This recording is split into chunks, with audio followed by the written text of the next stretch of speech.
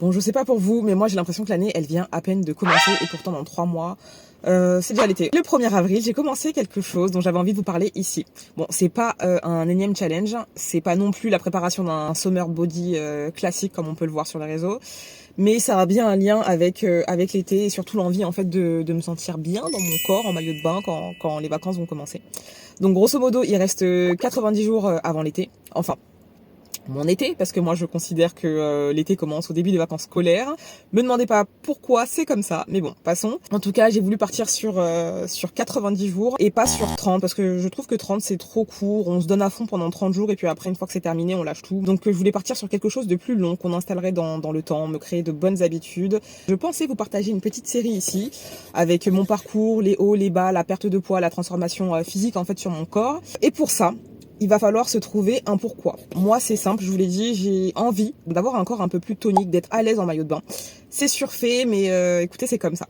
Et malgré en fait ma perte de poids, j'ai perdu plus de 30 kilos, je suis passée de 97 à 64. Il y a encore des choses qui me dérangent, notamment mon ventre. Et ma petite bouée de grossesse dont je n'arrive pas à me débarrasser. Et pour ça, va falloir aussi trouver son comment, passer du avant au après, au résultat. Et pour ça, va falloir faire du sport, que ce soit de la marche pour un truc un peu plus doux, du running, de la corde à sauter, de la danse, peu importe. Bouger tous les jours. Et vous savez, moi, la corde à sauter, ça m'a beaucoup aidé jusqu'ici. C'est vraiment le seul sport que j'ai fait depuis le début pour ma perte de poids, en complément de l'alimentation. Mais le fait de vous tourner en fait quasiment quotidiennement des tutos, de penser au cadrage, de refaire les prises, bah mes séances en fait elles sont vraiment moins énergivores qu'avant. Donc je pense qu'il va vraiment falloir ajouter du renforcement musculaire à tout ça. Vous savez, je suis pas fan du tout, je déteste le renforcement musculaire, mais il va bien falloir s'y mettre.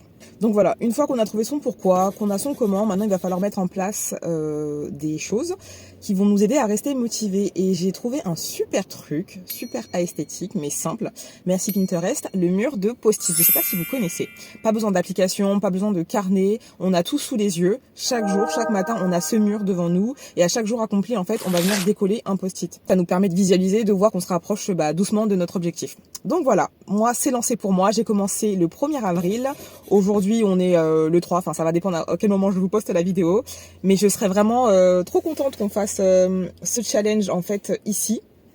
Pour moi, c'est une manière de m'engager envers vous et envers moi-même, parce que je peux pas revenir dans 90 jours avec zéro changement en ayant pris du poids ou voilà, avec aucun résultat visible. Donc si ça vous intéresse, il y a moyen qu'on fasse ça ici, que je crée une mini-série et que je vous partage tout le parcours et le résultat final début juillet. Donc dites-moi en commentaire si vous êtes intéressés et je vous prépare tout ça.